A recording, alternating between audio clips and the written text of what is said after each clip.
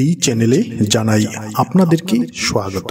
রাত্রিবেলা ঘুমানোর সময় বালিশের নিচে এই জিনিসটিকে রাখুন। যখনই আপনি রাত্রিবেলা ঘুমাবেন ঠিক সেই সময় আপনার ঘুমানোর বালিশের নিচে এই জিনিসটিকে রাখলে আপনার ভাগ্য উদয় হবে, জীবন থেকে দুঃখ কষ্ট শেষ হবে।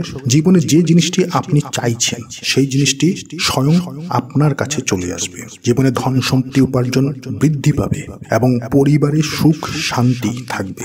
ভগবানের কৃপা সর্বদা আপনার বাড়ির উপর থাকবে যদি রাত্রিবেলা ঘুমানোর সময় বালিশের নিচে এই জিনিসটিকে রেখে আপনি ঘুমান। আমাদের যে শোবার ঘর আছে সেই ঘরটি আমাদের ভাগ্যে অনেক বিশেষ কারণ হয়ে থাকে, এবং বিশেষ করে আপনার যে বিছানাটি আছে, কেন কি আপনি সারাদিনে কাজ করে আপনি সেই বিছানাটিতে আপনি আরাম করছেন, এবং মানুষ যখন ঘুমিয়ে পড়ে সেই সময় মানুষের সম্পর্ক হয় ব্রহ্মাণ্ডের সঙ্গে, সম্পর্ক ঘটে ঈশ্বরের সঙ্গে। তো সেই সময়ে আমাদের অনেক কিছু তেমন প্রতিকার আছে যেগুলি করলে সেগুলি আমাদের ভাগ্যে অনেক বড় কাজ দিয়ে থাকে, আমাদের ভাগ্য উন্নতিতে অনেক বিশেষ সাহায্য করে থাকে।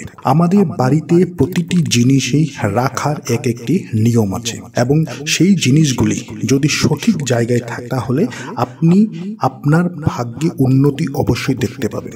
যদি সেই জিনিসগুলি যদি সঠিক জায়গায় না থাকে তাহলে আপনার জীবনে অনেক অবনতিও ঘটতে পারে। এবং আজকে আমি আপনাদেরকে বলবো যে এই শ্রাবণ মাসে বালিশের নিচে এই জিনিসটিকে রেখে যদি ঘুমান তো আপনাদের জীবনে কি কি ভালো প্রভাব পড়তে পারে। তো নমস্কার বন্ধুরা, যারা আজকে এই চ্যানেলে নতুন রয়েছেন চ্যানেলটিকে সাবস্ক্রাইব করুন, পাশে দেওয়া বেল বাটনটিকে অবশ্যই ক্লিক করুন, এবং এই ভিডিওটিকে একটি লাইক এবং একটি শেয়ার অবশ্যই করবেন যাতে ভিডিওটি অন্যেরা দেখে উপকৃত হতে পারে। তো সর্বপ্রথম কথা হচ্ছে যে শ্রাবণ মাস হচ্ছে মহাদেবের বিশেষ মাস, এবং এই মাসে শিব পুজো করলে মহাদেবের আশীর্বাদ পাওয়া যায়। এবং শিব পুজো যারা শ্রাবণ মাসে করে থাকে, যারা মনের ভক্তি দিয়ে যারা মহাদেবকে স্মরণ করেন, শুধুমাত্র যদি মহাদেবের সামনে গিয়ে আপনি একটি বেলপাতা নিবেদন করতে পারেন আপনার মনোকামনা পূর্ণ হবে। তবে আজকে আমি আপনাদেরকে বলবো সেই বিশেষ প্রতিকারটি যেটি শ্রাবণ মাসে করলে মানুষের ভাগ্যে অনেক উন্নতি দেয়। বিশেষ করে যারা মহিলারা আছে, মহিলারা যদি এই কাজ করে থাকে তাহলে আপনারা অবশ্যই উন্নতি পাবেন। তবে একটি কথা রয়েছে, এই উপায়টি করার সময় আপনাকে সামান্য একটি বিধি আপনাকে মেনে চলতে হবে। সর্বপ্রথম কথা হচ্ছে যে আপনি যখনই আপনার বিছানার বালিশের নিচে সেই জিনিসটিকে রেখে ঘুমাবেন সেই সময় আপনার বিছানাটি যেন শুদ্ধ হওয়া চাই, অর্থাৎ অপরিষ্কার বা অপবিত্র যেন না হওয়া চাই। শুদ্ধ বিছানায় আপনি যখনই ঘুমাবেন এবং বালিশের নিচে এই জিনিসটিকে রেখে ঘুমান। প্রথম হচ্ছে বেলপাতা। বেলপাতা হচ্ছে মহাদেবের প্রিয় জিনিস।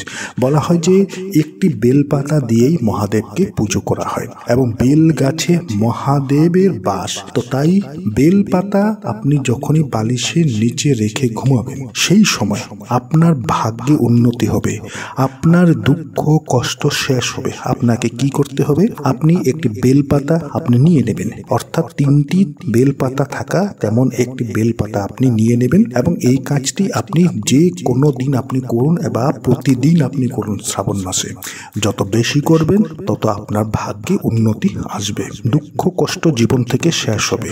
যে দুঃখ এবং কষ্টের মধ্যে আপনি চলছেন শুধুমাত্র একটি বেলপাতা বালিশের নিচে রেখে ঘুমাবেন। বেলপাতাটি এনে গঙ্গা জলে আপনি বেলপাতাটিকে ধুয়ে নেবেন, গঙ্গা জলে পরিষ্কার করে নেবেন। করার পর হাত জোর করবেন এবং হাতের মধ্যে সেই বেলপাতাটিকে রাখবেন, রেখে শুধুমাত্র মহাদেবের মন্ত্র জপ করুন, ওম নমঃ শিবায়, ওম নমঃ শিবায়, ওম নমঃ শিবায়। শুধুমাত্র মহাদেবের মন্ত্র জপ করুন। আপনাকে গুনতে হবে না, আপনাকে কাউন্টিং করতে হবে না। আপনি 5 মিনিট 10 মিনিট 15 মিনিট বেলপাতাটি গঙ্গা জলে ধুয়ে 2 হাতের মাঝখানে রেখে আপনি শুধুমাত্র প্রণাম করে ওম নমঃ শিবায় জপ করুন, এবং সেটিকে বালিশের নিচে রেখে আপনি ঘুমিয়ে পড়ুন। আপনি যখন সেটিকে ঘুমাবেন আপনার ভাগ্যে উন্নতি হবে, মহাদেবের কৃপা আপনার উপর থাকবে, মহাদেব আপনাকে রক্ষা করবে, মহাদেব আপনাকে রক্ষা করবে, আপনার জীবন থেকে সকল দুঃখ কষ্ট মহাদেব শেষ করবে।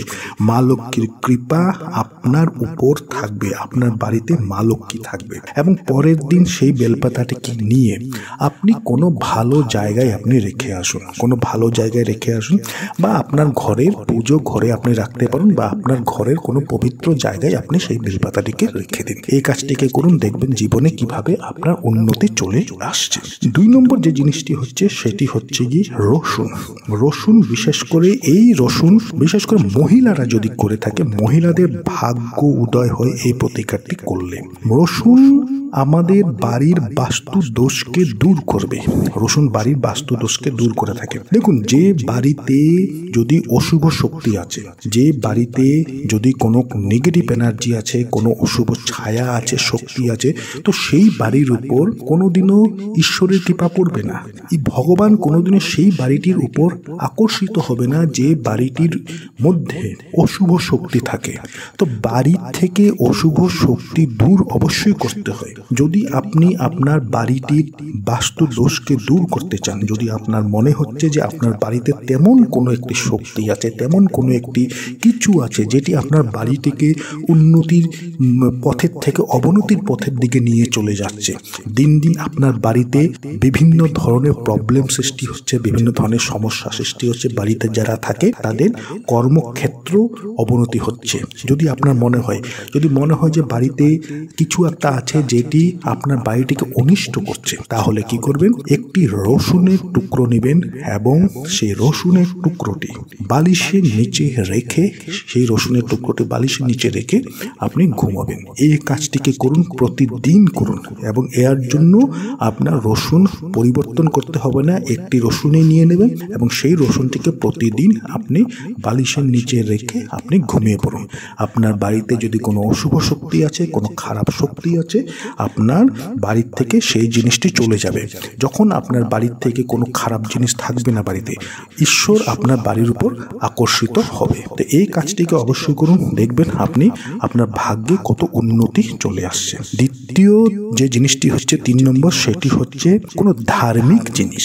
কোনো ধার্মিক জিনিস আপনি আপনার বালিশের নিচে রেখে ঘুমাবেন। ধার্মিক জিনিস যখনই আপনি আপনার বালিশের নিচে রেখে ঘুমাবেন, সেই সময় কি হবে, যদি কোনো তেমন মানুষ আছে যে মানুষ আপনার খারাপ চাইছে বা আপনাকে নিয়ে কিছু খারাপ কাজ করছে, আপনার জন্য কিছু খারাপ চিন্তা করছে, বা যদি কোনো তন্ত্রমন্ত্র করে রেখেছে, কোনো তন্ত্রমন্ত্র করতে চাইছে, তো কোনো ধার্মিক জিনিস নিয়ে আপনি বালিশের নিচে রেখে ঘুমাবেন। এতে করলে ঈশ্বরের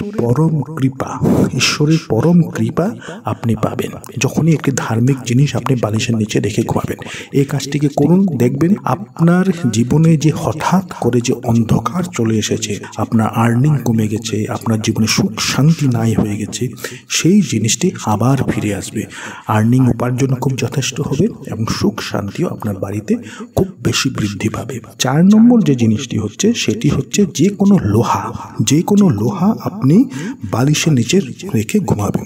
যখন আপনার খারাপ সময় চলছে, যদি আপনার সময় খারাপ চলছে, যেখানে যাচ্ছেন সেখানেই আপনার কাজ হচ্ছে না, হয়ে যাওয়া কাজটি হঠাৎ করে থেমে গেছে, বা এমন যদি হয়ে থাকে যে আপনার কাজ হচ্ছে না বা কাজটি সম্পূর্ণ হবে, সেই সময় কোনো না কোনো বাধা সৃষ্টি হচ্ছে, সেই সময় আপনাকে কি করতে হবে?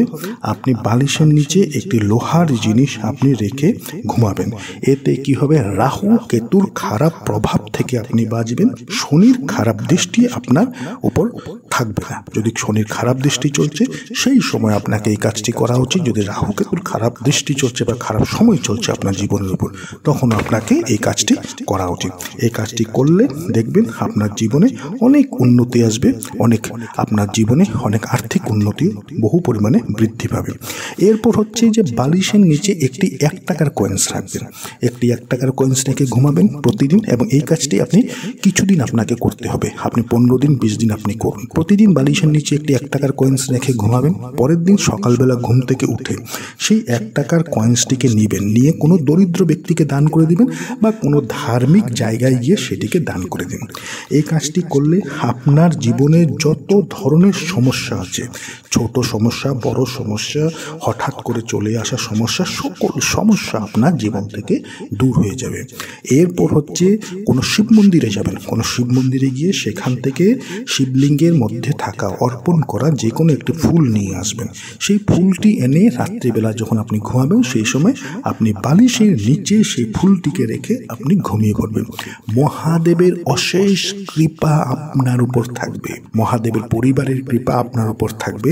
আপনার বাড়িটি উপর মহাদেবের দৃষ্টি পড়বে এবং মহাদেব যার উপর দৃষ্টি দেয়, যার উপর কৃপা দিয়ে থাকে, সে ব্যক্তি রাতারাতি সেই ব্যক্তি জীবনের সকল আনন্দ পায়, জীবনের সকল সুখ পেয়ে থাকে। তো এই কাজগুলিকে অবশ্যই করুন, দেখবেন ভাগ্যে আপনার অনেক কিছুই চলে আসবে।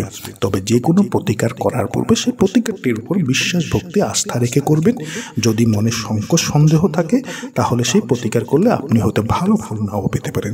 আশা করছি ভিডিওটি আপনাদের ভালো লেগেছে। ভালো লেগে থাকলে ভিডিওটিকে লাইক করুন, শেয়ার করুন। যারা আজকে চ্যানেলে নতুন রয়েছেন চ্যানেলটিকে সাবস্ক্রাইব অবশ্যই করুন।